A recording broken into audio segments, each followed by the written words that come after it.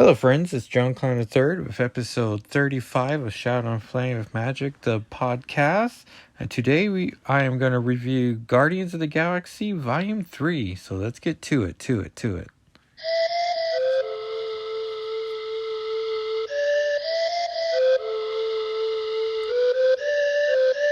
And to celebrate the final Guardians of the Galaxy movie, written and directed by James Gunn, I invited not just my favorite guests on the show, but also my favorite person in the whole world for five-time guest appearance, Walker D. World. Yay! Walker D. World. And you remember, Tina has bought the Chris Pratt. You don't know why. Yeah, it's been a Chris Pratt summer, or maybe late spring. Yeah, we could also call it that. And so we saw Guardians of the Galaxy on Saturday, right before Mother's Day. Shout out to all the mothers out there. Happy Mother's Day. Happy Mother's Day. And we saw the movie without any spoilers. What did you thought of it? Good. You thought it was a good finale? Yeah, because now Tina owns Chris Pratt. Okay, yeah. Yeah, and I liked it pretty much too, but so I think I'll give it an A+. What grade would you give it? A+. Nice. All right, so let's get into some spoiler stuff. So if you don't want to know about anything in the movie, feel free to turn it off, and because this is going to be pure Guardians coverage, and then we will pick up part 3 of the Trial Jean Grey next week. So that should be fun. All right, so do you have any favorite parts in the movie? Okay.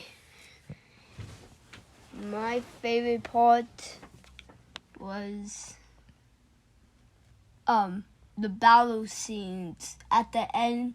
The battle. Yeah, there was that great moment with the whole team came in. Yep. And we just got like all this great slow-mo, and everyone got a moment to shine. Mm-hmm. That was pretty fun. Any low points in the movie? Well,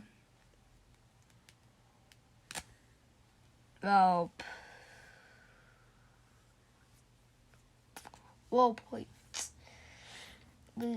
There were some sad points.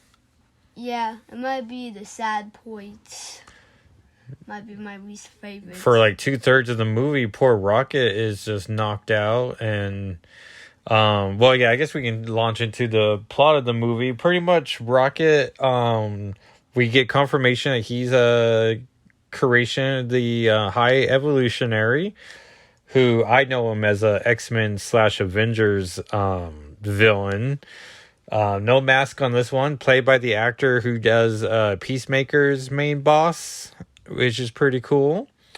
James Gunn's wife was also in the movie and in Peacemaker, so it was pretty fun to see some coverage there, or crossover, I mean.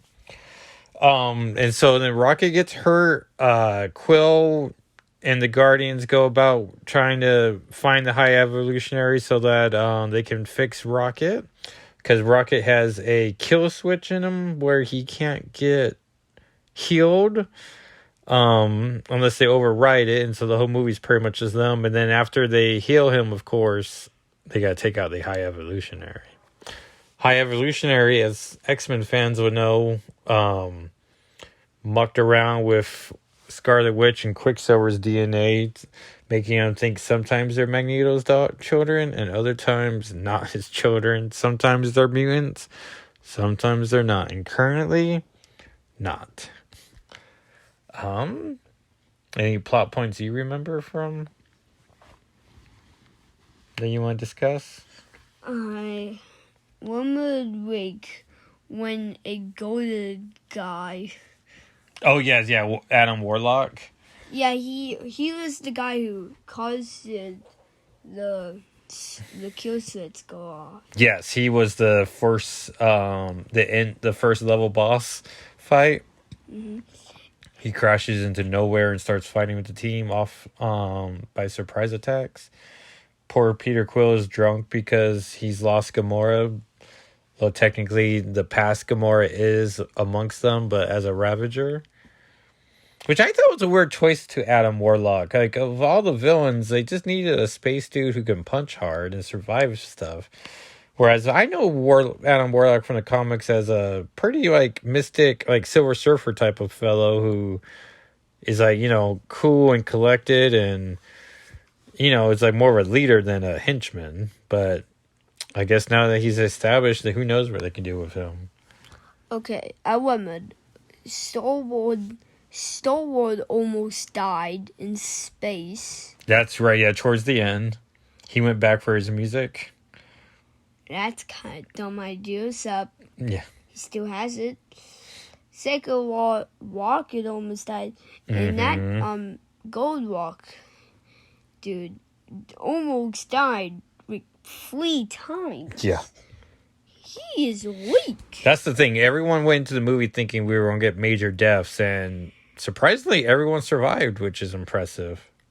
But we were worried about it. Mm-hmm. Let's see here. Let's see. I wrote some. Oh yeah, so we got Rocket's Origins, which if you play Telltale's game, you also see Origins there, where he. What's the lady ferret? Lila, maybe? Voiced by Linda Cardellini, who was Hawkeye's wife, and Velma in the live-action Scooby-Doo movies.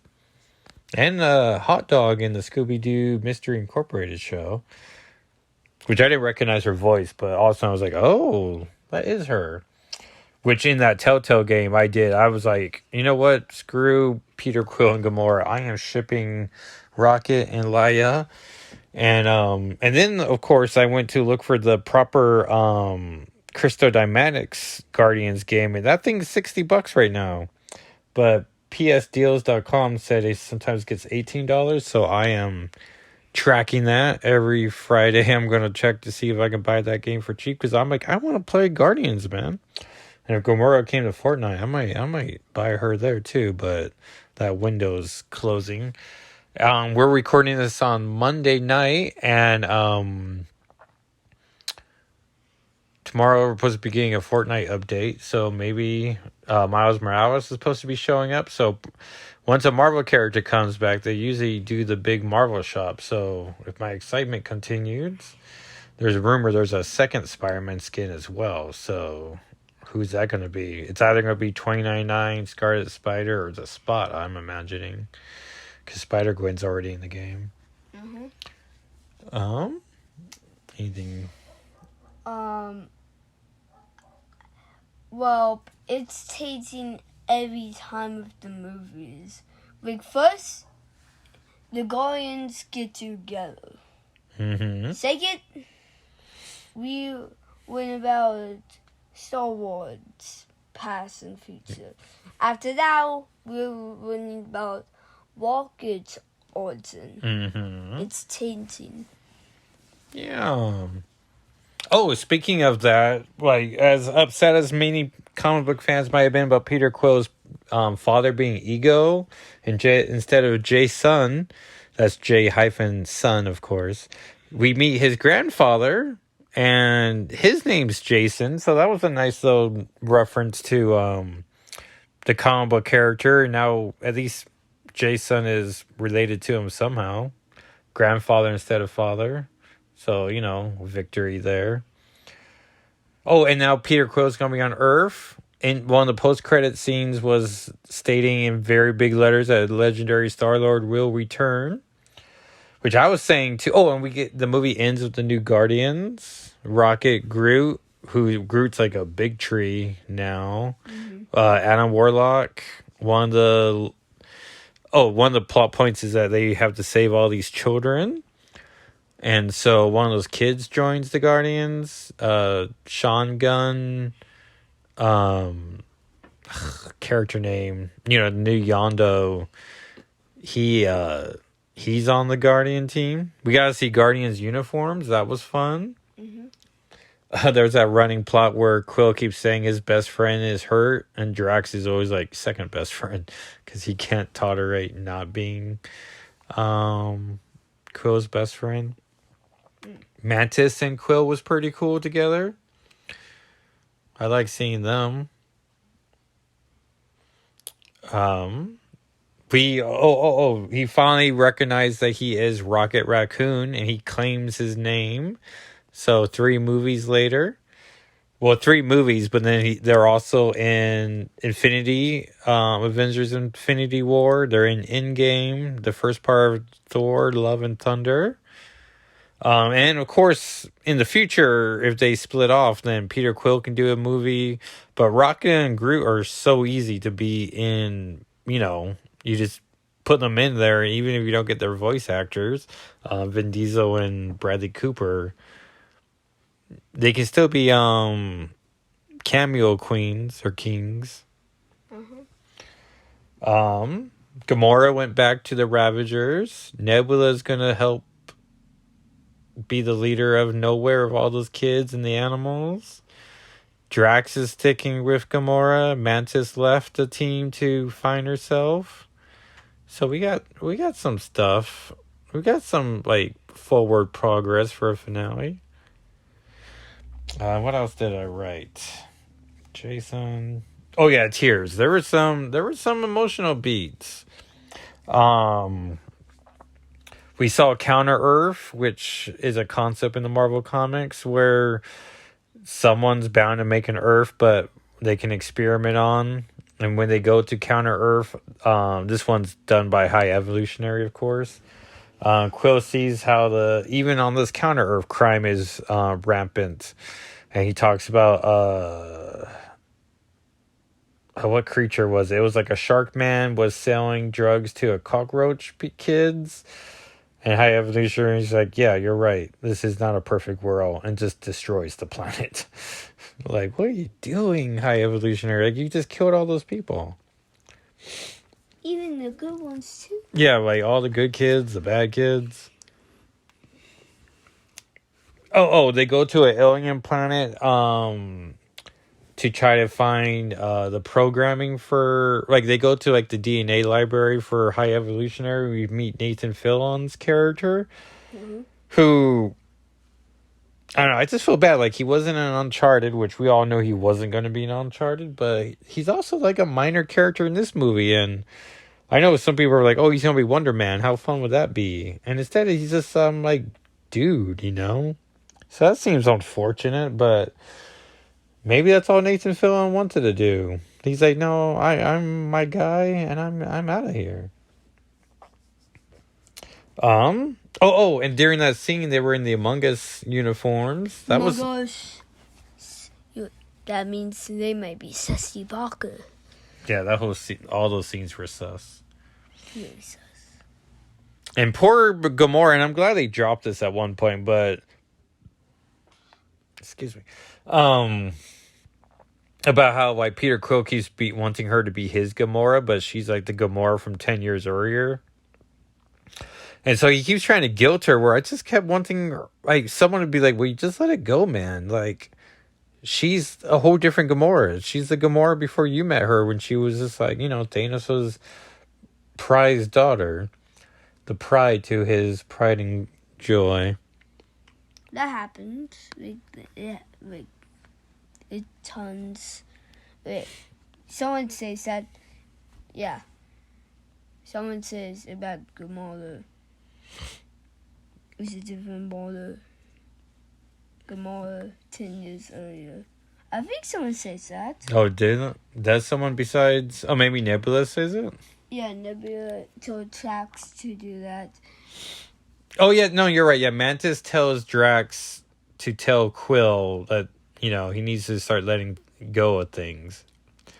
Oh, and the Christmas special, too. We've got a lot of Guardians contact. And then there's that group cartoon series that I didn't see. Oh, Michael Rosenbaum's in the show for a little bit. He's a diamond-headed fellow. He gets a couple lines, and then you just see him later in the movie where he just, touches Nebula's shoulder. So, a bit of a waste of Michael Rosenbaum, but good friend to James Gunn. Sylvester Stallone's in the movie. From Guardians 2. So it's a pretty good, continuation of plots.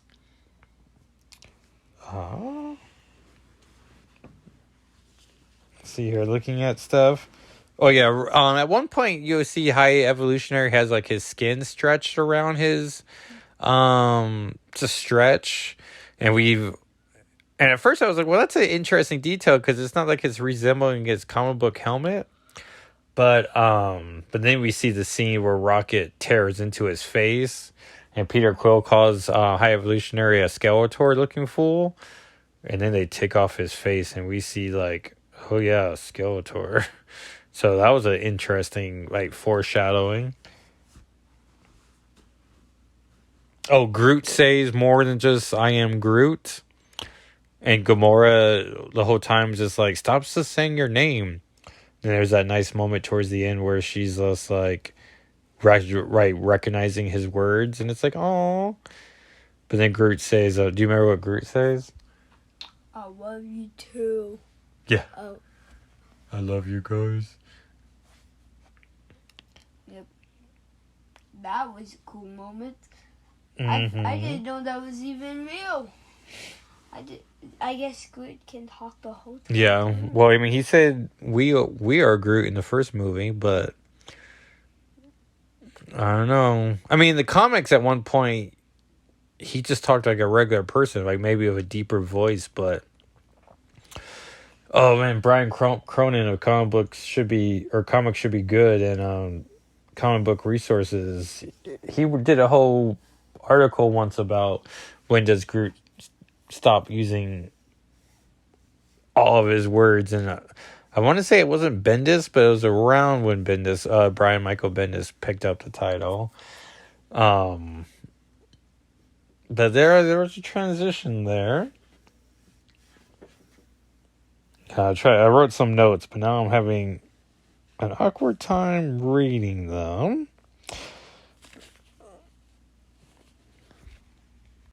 And so from the holiday special, we saw the dog Cosmo, the Russian dog that was sent to space,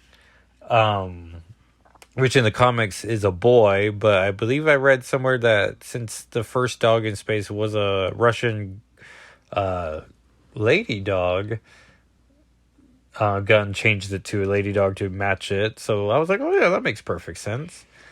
And at one point, Sean Gunn calls her a bad dog.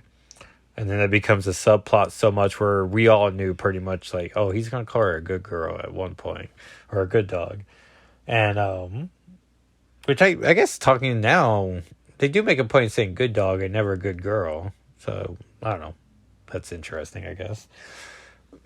And then he does call her a good dog, and she does her part to save the day. Oh, Howard the Duck was in there for a moment. Mm-hmm. Voiced by Seth Green. From Mickey Mouse. No, Howard the Duck, not Donald Duck. Why not Donald Duck? Yeah, I know. They gotta keep those worlds apart.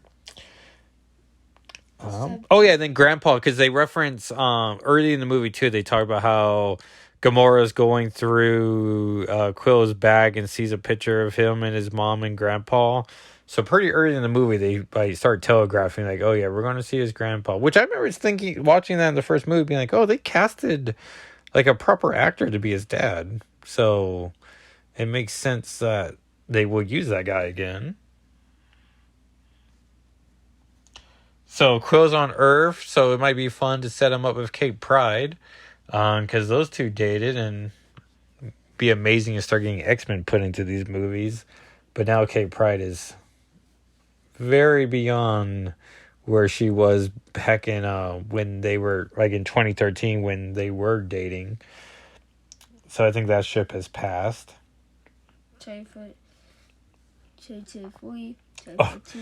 There's a funny scene on Counter Earth where like everyone tells Drax to stay with the ship, and then he realizes he needs to be support team. And so he starts writing to High Evolutionary's ship, and they're just like, okay, time to rescue us, bring the ship. And Drax is like, well, I'm right behind you. And everybody's like, come on. But thankfully Gamora is on the ship so she's able to rescue them. But what cute creature is with Gamora where I feel like there's a cute thing on the ship and they're trying to be nice to it the whole time? Oh, it's like this like little fiend. It's all brown. Oh yeah, there's like a dog-like alien. Yeah. That's right, and they all take to it. Oh yeah, Adam Warlock makes him a pet as well. Mm-hmm.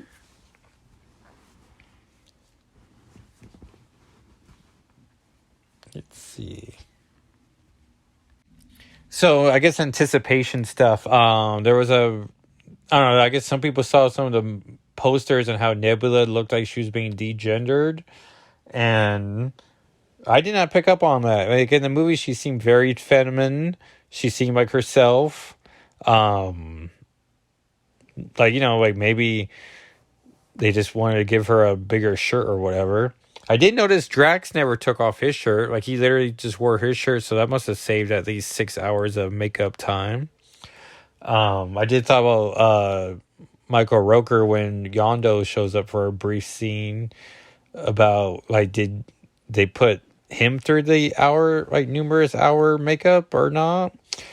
But it's just like Jennifer Lawrence and Rebecca Romijn being Mystique, where it's like if you just make them wear clothes, which I'm sure the ladies want, it'd be less time in the makeup chair. You don't have to like waste actresses' time. But I did notice that about Drax, where I was like, yeah, I'm completely fine with him wearing clothes the whole time. Like, good on Batista for not having to work out and like starve himself forever. Oh, let's see. I'm almost done with my notes here. Anything you can think of? Nope. Oh, it was an elf and alien trying to sell it to cockroach people.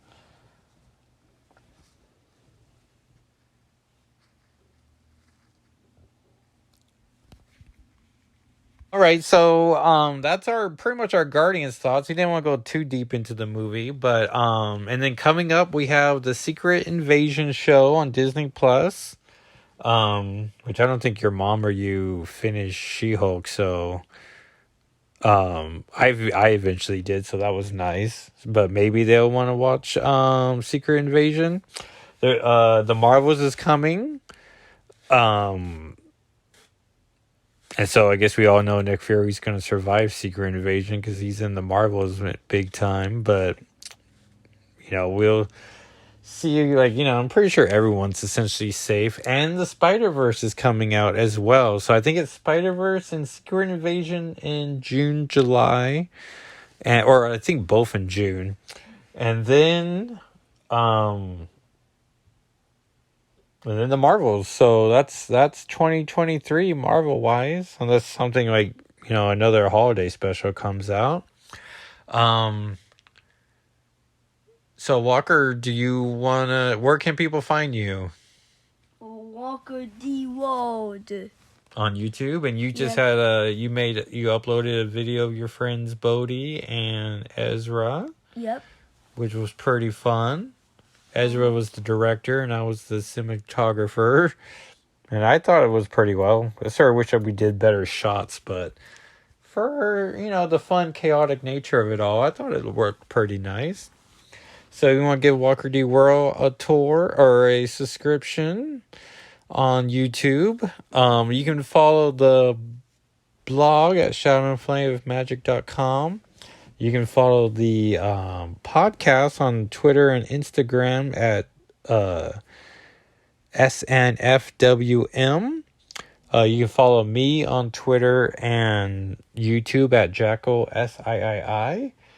And thank you so much for listening, and we'll pick up next time with Trial Jean Grey 3, and I'm sort of working on a big project towards the end of the year that now I'm wondering, since we're 1 week behind or extending the Guardians month, that I might have to extend my Spider-Verse and Secret Invasion tie-ins I had, but we'll figure that out. Those are the problems you want to have.